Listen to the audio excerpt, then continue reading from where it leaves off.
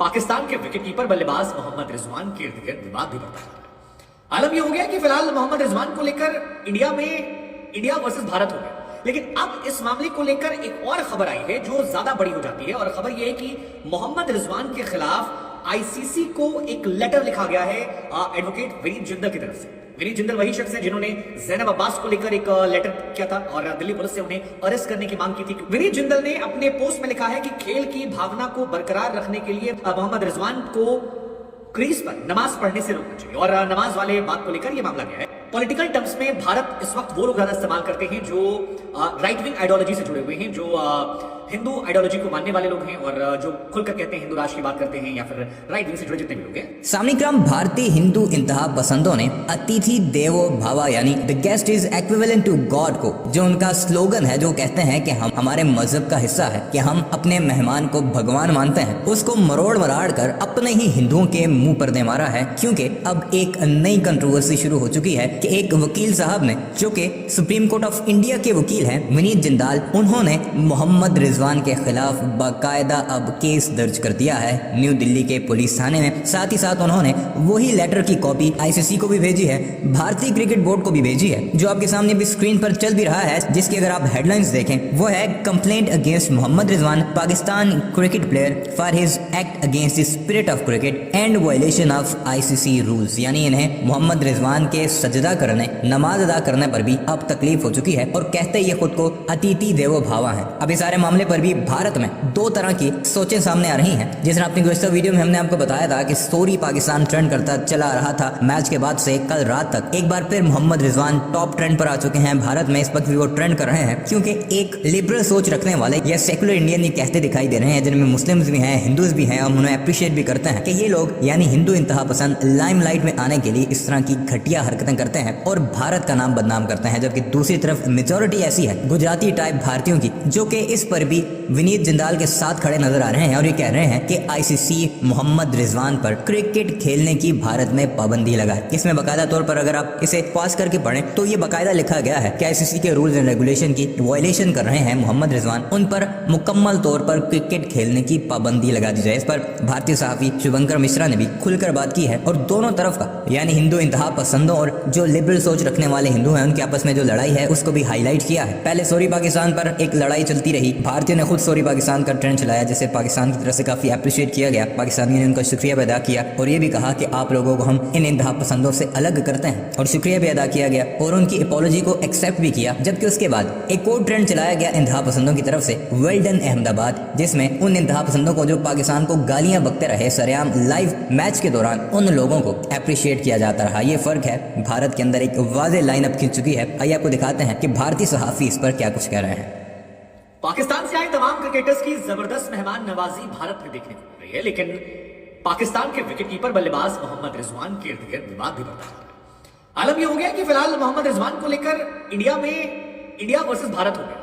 अब India versus Bharat कहने के मायने ये है कि पॉलिटिकल टर्म्स में भारत इस वक्त वो लोग ज्यादा इस्तेमाल करते हैं जो राइट विंग आइडियोलॉजी से जुड़े हुए हैं, जो हिंदू आइडियोलॉजी को मानने वाले लोग हैं और जो खुलकर कहते हैं हिंदू राष्ट्र की बात करते हैं या फिर राइट विंग से जुड़े जितने भी लोग हैं, जो भी आपको सोशल मीडिया में मिलेंगे।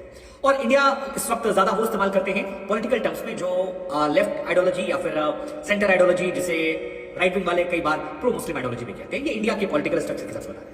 लेकिन मोहम्मद रिजवान को लेकर विवाद इसलिए बढ़ रहा है क्योंकि रिजवान जब इंडिया वर्सेस पाकिस्तान मैच खिलाफ खेलने के बाद जा रहे थे तो उनके पीछे जय श्री राम जय श्री राम जय श्री राम जय श्री राम के नारे लगने लगे और जबरदस्त तरीके से नारे लगने लगे। इसके बाद सोशल मीडिया पर दो तरह के ट्रेंड चलने लगे। एक वर्ग में चलाया सॉरी पाकिस्तान, जिसमें कई लोगों ने कहा कि हम इस बात को लेकर शर्मिंदा हैं कि आप हमारे देश में आए, आपको बू किया जा रहा था, आपको चढ़ाने की कोशिश की जा रही थी और ये सही नहीं था मेहमान नवाजी के पॉइंट ऑफ व्यू से। दूसरा जिसने थैंक यू अहमदाबाद ट्रेंड करवाया, उन्होंने कहा कि जी बढ़िया हुआ जैसे को है, और ये मामला काफी ज्यादा विवादास्पद होता जा रहा था। लेकिन अब इस मामले को लेकर एक और खबर आई है जो ज्यादा बड़ी हो जाती है और खबर यह है कि मोहम्मद रिजवान के खिलाफ आईसीसी को एक लेटर लिखा गया है एडवोकेट विनीत जिंदल की तरफ से। विनीत जिंदल वही शख्स है जिन्होंने ज़ैनब अब्बास को लेकर एक लेटर किया था और दिल्ली पुलिस से उन्हें अरेस्ट करने की मांग की थी क्योंकि धार्मिक भावनाओं को भड़काने का आरोप उन पर नौसाद दुरानी ट्वीट को लेकर था। विनीत जिंदल ने अपने पोस्ट में लिखा है कि खेल की भावना को बरकरार रखने के लिए मोहम्मद रिजवान को क्रीज पर नमाज पढ़ने से रोकना चाहिए। और नमाज वाले बात को लेकर यह मामला गया है। उन्होंने कहा कि नीदरलैंड के खिलाफ पाकिस्तान को नमाज पढ़ते देखा गया। उसके बाद सोशल मीडिया पर उन्होंने इजराइल और हमास की लड़ाई का जिक्र कर दिया, इस मामले को बड़ा कर दिया। रिजवान क्रिकेट में पॉलिटिक्स को शामिल कर रहे हैं। रिजवान अपने और अपने खुदा के बीच के रिश्ते को अपने तक न रखकर सार्वजनिक कर रहे हैं, जबकि दुनिया में और भी बहुत सारे मुस्लिम क्रिकेटर्स हैं जो ऐसा नहीं करते हैं। और ये रिजवान और उनकी खुदा का मामला नहीं है, ये खेल के मैदान, खेल की भावना को ध्यान में रखते हुए इसको ऐसा करना गलत है। ये उनका एडवोकेट विनीत जिंदल जो है, उन्होंने आईसीसी को लेटर लिखा है और इसकी कॉपी जो है वो बीसीसीआई में एथिक्स कमेटी, बीसीसीआई को, पाकिस्तान में पीसीबी को भेजी गई है कि ऐसा करने से वो लोगों को प्रोवोक कर रहे हैं। अब इंडिया में इसको लेकर भी लड़ाई शुरू हो गई। एक वर्ग कह रहा है कि भैया आप देश की जनभावनाओं का ख्याल रख रहे हैं, देश के सम्मान के लिए आप लड़ रहे हैं, आप जैसे अधिवक्ता को सलाम विनीत जिंदल को। दूसरे लोग कह रहे हैं कि यार ये आदमी जो है ये केवल लाइमलाइट लेने की कोशिश कर रहा है, वो एक स्पोर्ट्समैन है लेकिन एक इंसान भी है, और अगर वो नमाज पढ़ रहे हैं तो इससे किसी का क्या नुकसान हो रहा है, मतलब किसी को इससे क्या एलर्जी हो रही है, क्यों दिक्कत हो रही है। ये सिर्फ एक लाइमलाइट करने का तरीका है, ये कोई सेंस नहीं बनाता इस बात का। उनकी अपनी प्रैक्टिस है, उनका अपना हिसाब किताब है, वो किसी आतंकवादी के लिए नहीं कर रहे हैं, वो अपने आप के लिए कर रहे हैं। और इस तरह के माइंडसेट से हम कंट्रोवर्सी खड़ा कर रहे हैं सिर्फ और सिर्फ अपने आप को लाइमलाइट करने के लिए। किसी व्यक्ति के निजी जीवन में हमें दाखिल या झांकने का हक नहीं होना चाहिए। ये रिजवान के समर्थन में इंडिया में लोग कह रहे हैं।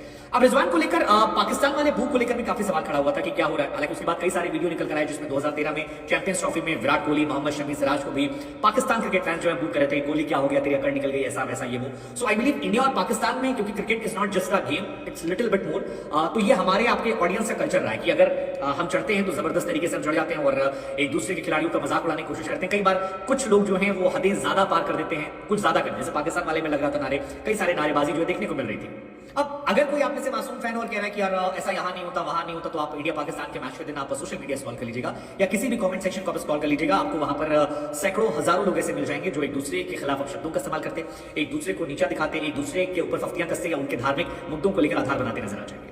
हालांकि रिजवान के मामले में जो ये वकील साहब का कहना है कि यार सिर्फ एक दो मैच तक नहीं है, इंडिया के खिलाफ मैच में भी वो पिच पर नमाज पढ़ रहे थे, जब वो पाकिस्तान से अमेरिका गए थे तो वहां भी कर रहे थे। So if you want to practise religious thing, it's better कि वो अपने तक करें उसको, जब वो दुनिया में प्रचार प्रसार करते हैं। और उसमें कई और तथ्य दिए जा रहे हैं जो रिजवान को नापसंद करने वाले लोग हैं कि पीएसएल में भी कई बार साथी खिलाड़ियों को वो इस्लाम में कन्वर्ट करने की बात कर रहे थे। सो इसी के पीछे पूरा लॉजिक दिया गया है कि ICC spirit of the game को ध्यान में रखते हुए ये कदम उठाए। जैसे मोइन अली और धोनी से कहा गया था कि आप कोई ऐसा काम ना करें जो क्रिकेट के अलावा